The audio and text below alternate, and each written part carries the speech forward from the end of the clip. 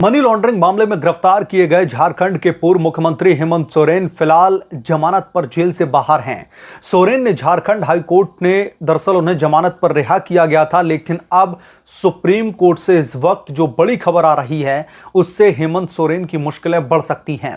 दरअसल सोरेन के खिलाफ में सुप्रीम कोर्ट में ईडी ने बड़ा कदम उठाया है, जिसका हम इस रिपोर्ट में विश्लेषण करेंगे। और इसके अलावा कोर्ट में जिस तरीके की आजकल याचिकाएं दाखिल की जा रही हैं, उससे chief justice of India DY Chandrachud बुरी तरीके से भड़क उठे हैं।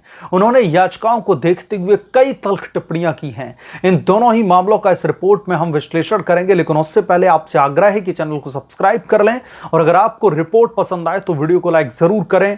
पहले हम बात कर लेते हैं हेमंत सोरेन के मामले की। झारखंड के मुख्यमंत्री हेमंत सोरेन की रिहाई के खिलाफ में एनफोर्समेंट डायरेक्टोरेट की स्पेशल टीम अब दरअसल सुप्रीम कोर्ट की दहलीज पर पहुंची है। केंद्रीय प्रवर्तन निदेशालय ने हाईकोर्ट के आदेश को चुनौती दी है। निदेशालय ने अपनी दरअसल एसएलपी यानी कि जो स्पेशल अर्जी है उसमें कहा है कि हाईकोर्ट का आदेश गैर कानूनी है। केंद्रीय एजेंसी के कहने का मतलब है कि जमानत के लिए पीएमएलए एक्ट के प्रावधानों के खिलाफ में है। जमानत आदेश में हाईकोर्ट की टिप्पणियों पर भी ईडी ने आपत्ति जाहिर की है। मसलन ईडी ने कहा कि हाईकोर्ट का यह कहना गलत है कि हेमंत सोरेन के खिलाफ में प्रथम दृष्टया कोई भी मामला नहीं बनता। एनफोर्समेंट डायरेक्टोरेट ने सुप्रीम कोर्ट में दायर की गई अपनी याचिका में कहा कि हाईकोर्ट के आदेश में कई जो प्रक्रियागत चूक हैं और अनदेखी हैं, जिस पर शीघ्र सुनवाई की जरूरत है।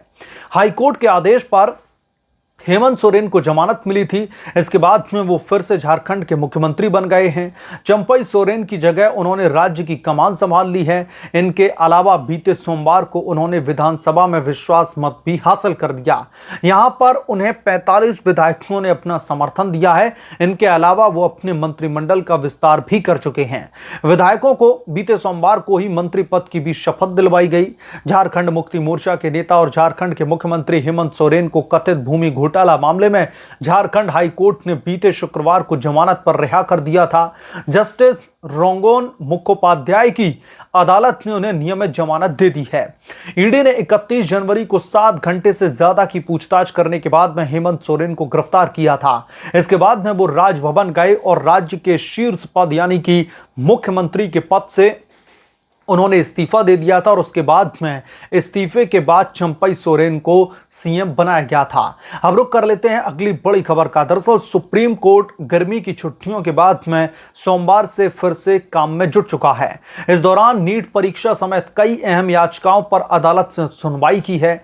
इसी बीच कोर्ट के सामने कुछ ऐसी याचिकाएं आई हैं जहां भारत के मुख्य न्यायाधीश डीवाई चंद्रचूड़ की अगुवाई वाली बेंच बुरी तरीके से भड़क उठी और उन्हें सिरे से खारिज कर दिया। एक पीआईएल पर तो कोर्ट ने यहां तक कह दिया कि आखिर ये किस तरीके की याचिका है, जाकर के कोई और उपाय खोजो। बीते सोमवार को कोर्ट के सामने एक पीआईएल आई जिसमें मांग की गई कि राष्ट्रीय पार्टियों को स्थानीय चुनाव लड़ने से सीधे तौर पर रोक देना चाहिए, उनके चुनाव लड़ने पर रोक लगा देनी चाहिए। बार एंड बेंच के मुताबिक chief justice of India DY Chandrachud की अगुवाई वाली बेंच इस याचिका पर सख्त दरअसल उनकी नजर पड़ी।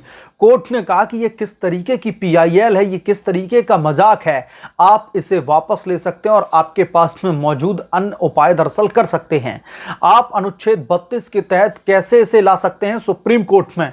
अदालत का सामना साइबर आतंकवाद से जुड़ी एक पीआईएल से भी हुआ। इसे देखकर के सीजेआई चंद्रचूड़ ने कहा कि जब हम सोमवार और शुक्रवार को अपनी तरफ से दाखिल पीआईएल सुनते हैं तो हमें कुछ हास्यपूर्ण राहत मिलती है।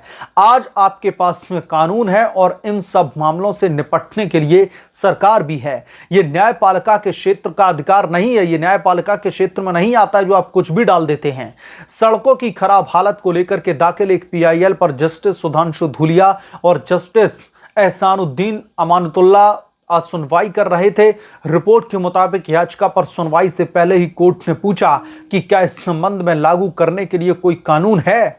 कोर्ट ने कहा कि आप वास्तव में कहना क्या चाहते हैं, इसके लिए कानून कहां पर है। कोर्ट ने आगे कहा कि इसका मतलब क्या है, कृपया आप हमें यानी कि कोर्ट को अवगत कराएं। हम आपका होमवर्क करके समय खराब नहीं करवाना चाहते। आपने कानून का दरअसल प्रावधान बताएं और जो है कानून का प्रावधान बताए बगैर एक बड़ा सवाल खड़ा कर दिया है। बाद में याचिका को दरअसल उनकी तरफ से वापस ले लिया गया।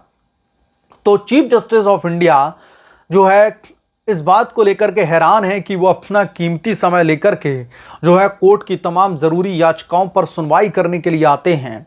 जो है किन्हीं मामलों का दरअसल वो निस्तारण चाहते हैं, लेकिन जो याचिकाएं आ रही हैं वो बेतुकी आ रही हैं, वो बिना सर पैर वाली आ रही हैं, जिसकी वजह से जो चीफ जस्टिस ऑफ इंडिया है डी चंद्रचूड़, उनका गुस्सा फूटा और उन्होंने कड़ी फटकार भी लगाई है और तमाम उन याचिकाओं को सिरे से खारिज कर दिया है। दूसरी तरफ हेमंत सोरेन को लेकर के ईडी का जो बड़ा कदम है वो झारखंड मुक्ति मोर्चा, जो कि हेमंत सोरेन की पॉलिटिकल पार्टी है, उसके लिए अब बड़ी समस्याएं खड़ी करने वाला है। एक तरफ जहां झारखंड का हाई कोर्ट हेमंत सोरेन को रेगुलर जमानत दे चुका है और हाई कोर्ट ने अपने आदेश में इस बात का जिक्र किया कि हेमंत सोरेन के खिलाफ में प्रथम दृष्टया जो सबूत पेश किए गए हैं ईडी की तरफ से, उसके तहत ऐसा कोई भी मामला नहीं बनता है, इसलिए उन्हें रेगुलर बेल दी जाती है। इधर एनफोर्समेंट डायरेक्टोरेट की स्पेशल टीम सुप्रीम कोर्ट की दहलीज पर पहुंचती है और वो सीधे तौर पर हाई कोर्ट के आदेश को ही सवालिया जो है उस पर निशान लगा देता है, हाई कोर्ट के फैसले को कटघरे में खड़ा कर देता है।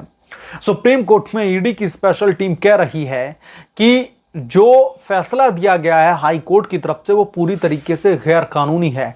गैर कानूनी इन द सेंस जो पीएमएलए की धाराएं हैं, जो पीएमएलए के प्रावधान हैं, उनको नजरअंदाज करते हुए झारखंड हाई कोर्ट का यह बड़ा फैसला आया है और हेमंत सोरेन को जो है रेगुलर जमानत दे दी गई। अब इसी बाबत सुप्रीम कोर्ट में पिटीशन दायर करके हेमंत सोरेन की जो रिहाई है, जो उनकी जमानत है, उसको चैलेंज करते हुए ईडी ने अपनी एक नई याचिका दाखिल की है सुप्रीम कोर्ट में और सुप्रीम कोर्ट से ये गुजारिश की है, सुप्रीम कोर्ट से ये गुहार लगाई है कि झारखंड हाई कोर्ट के इस फैसले को पलटा जाए और हेमंत सोरेन की जो जमानत है, जो रेगुलर बेल है, उसको कैंसिल किया जाए, क्योंकि हेमंत सोरेन जो अवैध रूप से जमीन को खरीदने के मामले में जो उनके खिलाफ में सबूत हैं वो अडिग बने हुए हैं और बड़े पैमाने पर वो मनी लॉन्ड्रिंग का इशारा कर रहे हैं।